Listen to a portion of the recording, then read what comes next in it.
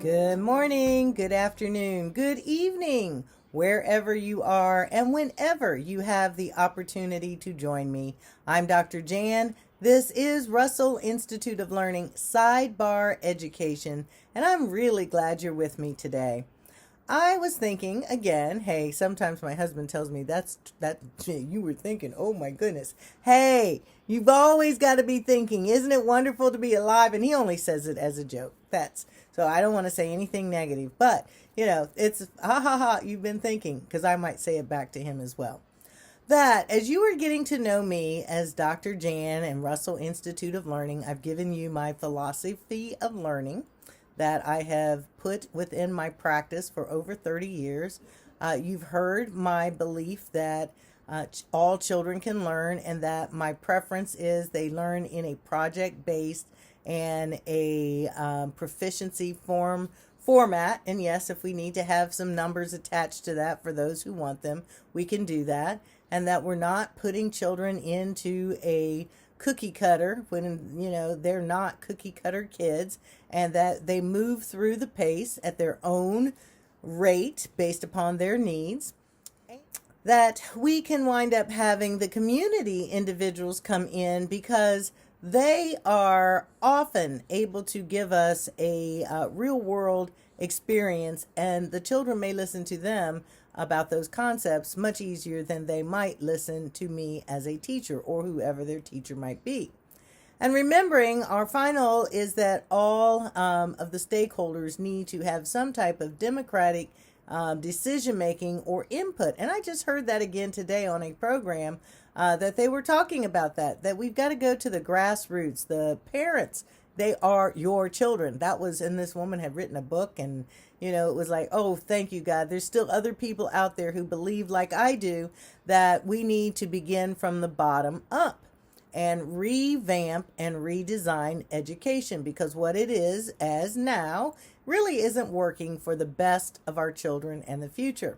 So I thought, well, here's another opportunity for you to get to find out more about my background and belief.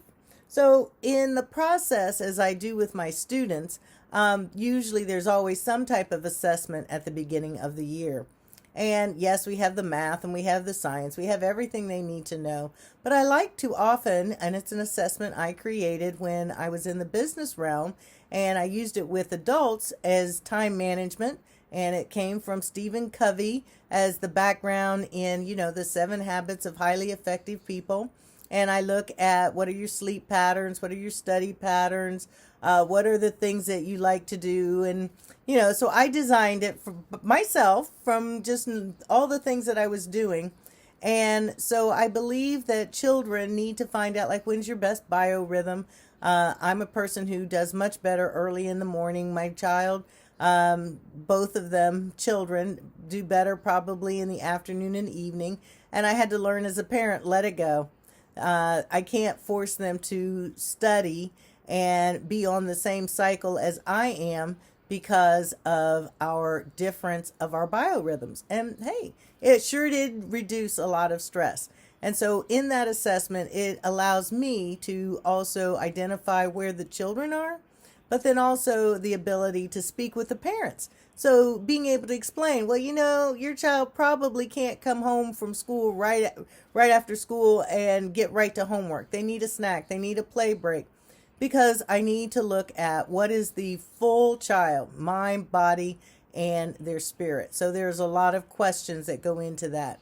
Also about what is your learning style? Kinesthetic? Is it auditory? Is it visual? Because again, that helps us to determine what are the best study tools and aids that will assist in getting the information off of the page or out of the lecture and into the child. So the assessment part is very important.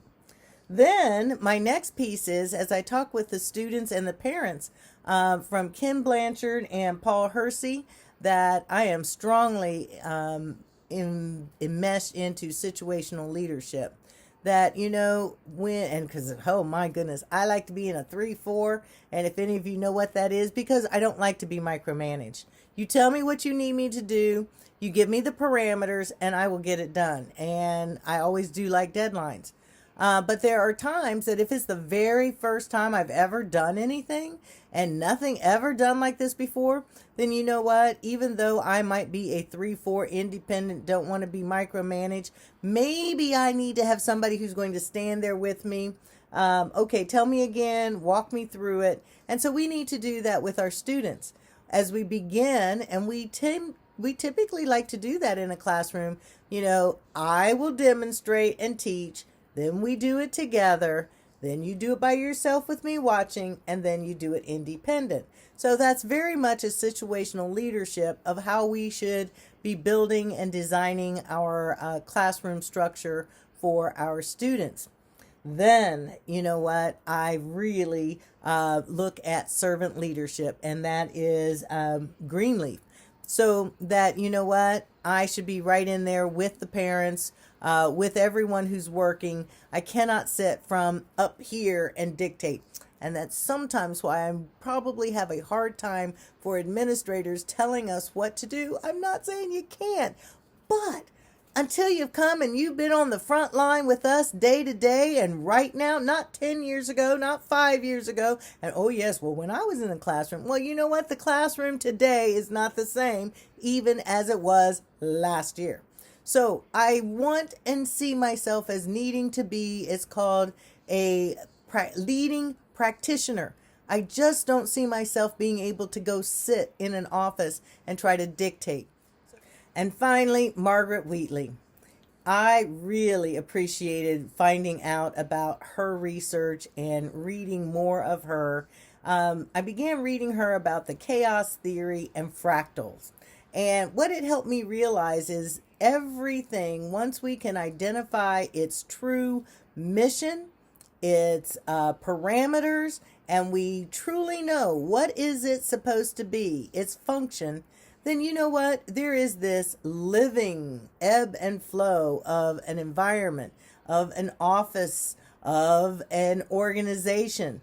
And that because it will expand and it will seem like it's going out of chaos, but if we are still truly focused on the mission, the values, and things that make this the organization different than anything else, it winds up being able to self-correct itself, and it sort of fixes itself. So it's an ebb and a flow. Because if you really think about it, a fractal is like looking at a snowflake.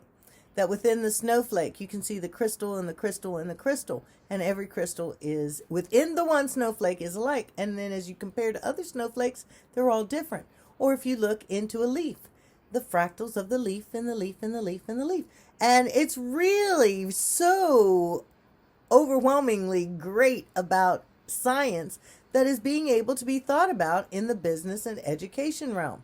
So whatever we want, we need to truly first begin with what is our end result, the vision, the mission, what are our values, how are we going to build this school of education that's fitting the need of, now remember, local community. I highly advocate this needs to occur in every school, because my school in this town cannot be the same as your school in your town. It's similar, but your children are different. My children are different. The family's the community. So we need to start taking into account what is the environment that our schools are in. What are our, again, we did the SWOT. What's our strength, weakness, opportunities, and threats?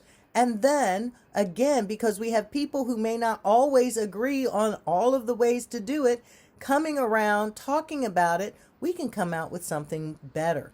Because research has shown those groups that are more diverse create a much better, sustainable, and long-lasting product than those who are all the same and think alike and yes people.